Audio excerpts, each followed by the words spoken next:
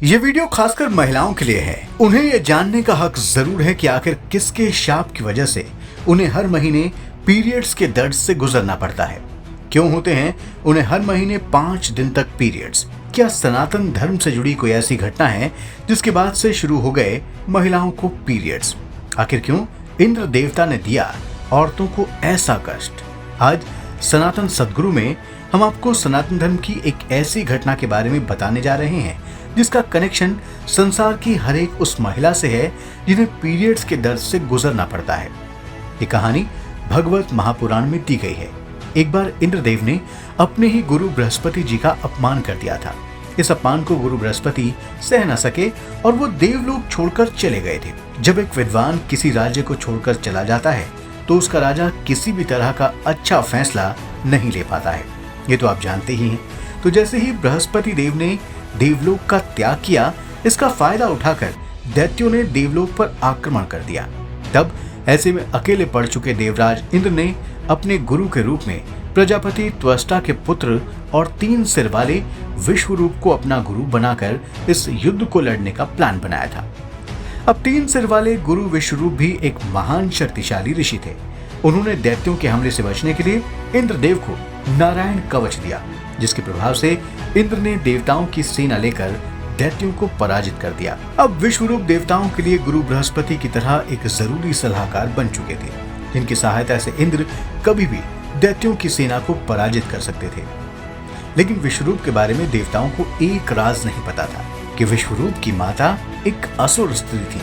विश्वरूप को असुरों से भी प्यार था क्योंकि वो उनके मामा की तरफ के थे। इसलिए जब भी देवता यज्ञ करते तो उसकी आहुति का एक हिस्सा विश्वरूप का एक सिर ले लेता था और वो असुरों की तरफ उसे भेज देता था, जिससे असुर भी शक्तिशाली होने लगे। जब इंद्रदेव को विश्वरूप के इस छल का पता चला तो उन्होंने क्रोध में आकर विश्वरूप के 3 सिर काट दिए।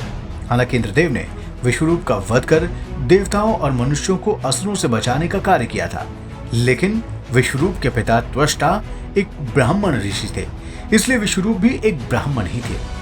सो इंद्रदेव को ब्रह्म हत्या का पाप लग गया और ब्रह्म हत्या रूपी स्त्री उनके पीछे पड़ गई। ब्रह्म हत्या का पाप एक काले रंग की स्त्री के रूप में आता है जो हमेशा उस व्यक्ति के पीछे पड़ जाती है जिसने ब्रह्म हत्या का पाप किया हो। तब ब्रह्म हत्या के पाप से बचने के लिए इंद्रदेव ने एक सरोवर में छिपकर कमल की नाल में शरण ले ली। इस वजह से देवलोक अपने राजा के बिना हो गया और फिर से असुर देवलोक पर हमले की तैयारी करने लगे। अब इंद्र के बिना देवलोक पर किसे राजा बनाया जाए, इसको लेकर देवताओं में एक सम्मति हुई कि इक्ष्वाकु कुल के मनुष्य योनि के राजा नहुष को इंद्र बनाया जाए। देवताओं ने नहुष को इंद्र तो बना दिया, लेकिन नहुष इंद्र बनते ही अत्याचारी हो गया और ऋषियों पर अत्याचार करने लगा। हालत यहाँ तक हो गई कि उसने इंद्र की पत्नी शची को भी अपनी पत्नी बनाने की कोशिश की। तब शची एक बार फिर से गुरु बृहस्पति की शरण में गई। तब गुरु बृहस्पति ने नहुष को इंद्र के पद से हटाने के लिए एक युक्ति की, जिसकी वजह से ऋषि अगस्त ने नहुष को श्राप देकर इंद्रलोक से अजगर बनाकर गिरा दिया। लेकिन फिर भी देवलोक को इंद्र की जरूरत तो थी, सो सभी देवता इंद्र के पास पहुंचे और उन्हें फिर से देवलोक आने के लिए कहा। लेकिन ब्रह्म हत्या के पाप की वजह से इंद्र फिर से देवलोक के राजा नहीं बन सकते थे। तब भगवान विष्णु ने इंद्र की सहायता की और उन्हें सलाह दी कि वो अपनी ब्रह्म हत्या के पाप को 4 भागों में बांट दें। तब ब्रह्म हत्या के पाप का एक हिस्सा सबसे पहले पृथ्वी ने ले लिया। इस वजह से पृथ्वी पर कई बार सूखा और अकाल पड़ता है। लेकिन इस पाप को शेयर करने के बदले इंद्रदेव ने पृथ्वी को यह भी वरदान दिया कि उसके गड्ढे अपने आप भर जाया करेंगे। इसके बाद पेड़ों ने इंद्रदेव की ब्रह्म हत्या का पाप अपने ऊपर लिया, जिसकी वजह से पेड़ों के तने से गोंद निकलने की शुरुआत हुई, जिसे खाना एक पाप माना जाने लगा। लेकिन इंद्र ने इस पाप को शेयर करने के बदले पेड़ों को यह वरदान दिया कि वो कटने के बाद भी दोबारा फिर से पृथ्वी पर उग सकते हैं।